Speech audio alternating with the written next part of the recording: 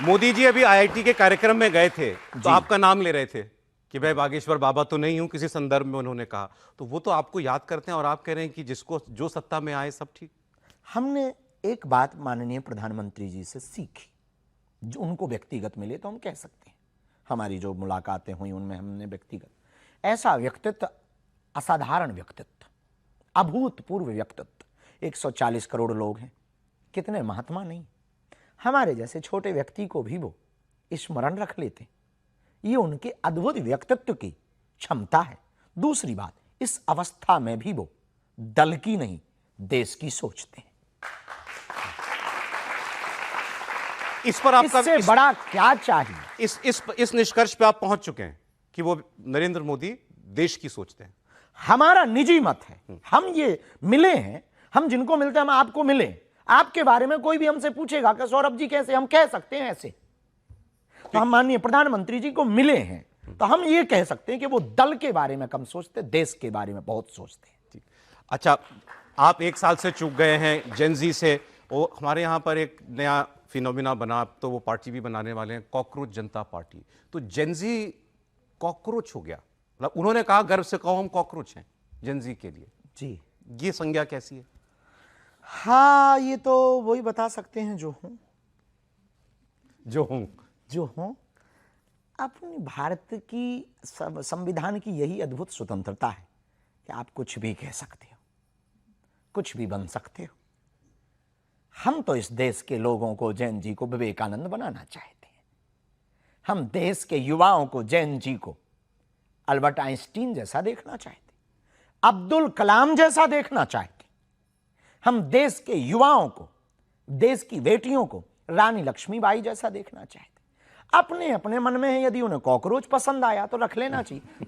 आपको हिट पसंद आए, हिट रख लो।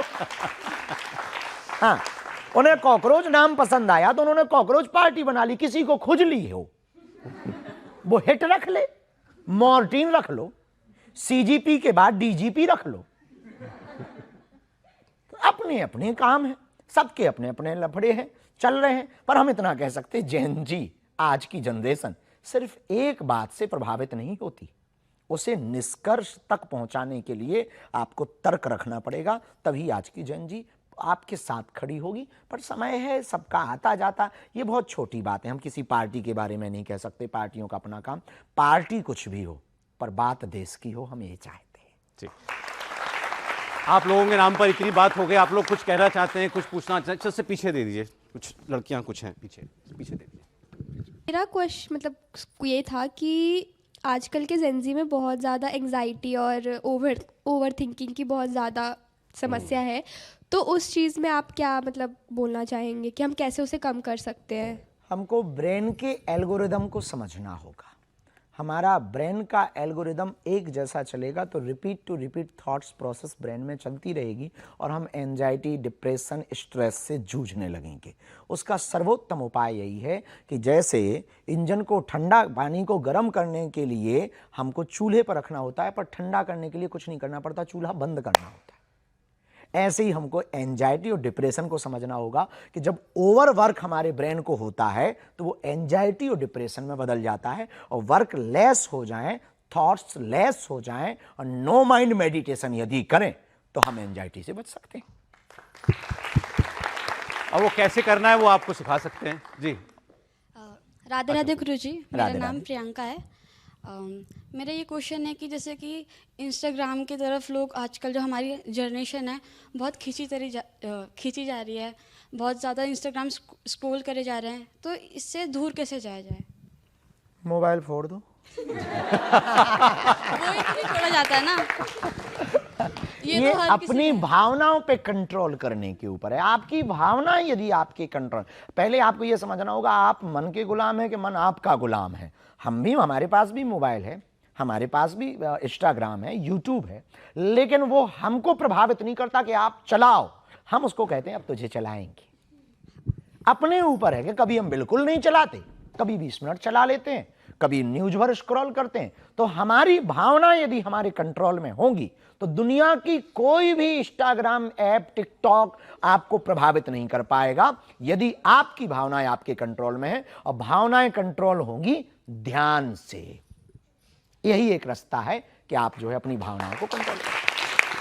आगे दीजिए, आगे दीजिए। सर राधे राधे गुरुजी, राधे मेरा राधे। नाम अदिति है, मैं बीजेएमसी की छात्रा हूँ। मेरा क्वेश्चन ये है कि आपने जैसे अभी अभी बोला कि स्त्रियों को पहले रखा जाता है, जैसे राधा कृष्ण, सीता राम, फिर शिव शक्ति में शिव क्यों आगे हैं और शक्ति क्यों पीछे? नहीं, नमः पार्वती पते हर हर महादेव बोला तो। लेकिन शिव शक्ति भी तो एक वर्ड है ना, तो उसमें शिव क्यों आगे हैं और शक्ति क्यों पीछे? देखो, ऐसे अनेक शब्द हैं जिन शब्दों में भगवान को आगे भगवती को पीछे रखा गया, और अनेक शब्द ऐसे हैं जिसमें भगवती आगे शक्ति आगे अथवा शिव पीछे। तो दो बातें इसमें समझने जैसी हैं।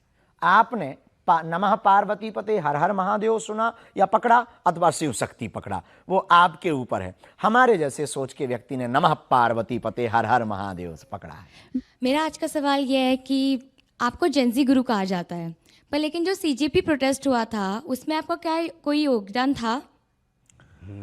जैन गुरु कहा जाता है, ये हमने आज नया नाम अपना सुना है।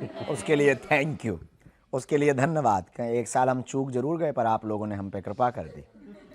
दूसरी बात, उस प्रोटेस्ट के बारे में अब हमारी जो भूमिका होनी चाहिए वो हमने अपनी भूमिका निभाई। उस वक्त किसी आयोजन में थे, हमने अपनी बात रखी कि ये नहीं होना चाहिए और इनकी मांगों को सुना जाना चाहिए। हमने अपनी भूमिका पूरी निभाई जो हम कह सकते हैं, पर हम इसके भी पक्ष में नहीं। हम विद्यार्थियों को, देश की शिक्षा पढ़ने वाले विद्यार्थियों को सड़क पे नहीं देखना चाहते, संसद को भी हम सड़क पे नहीं देखना चाहते।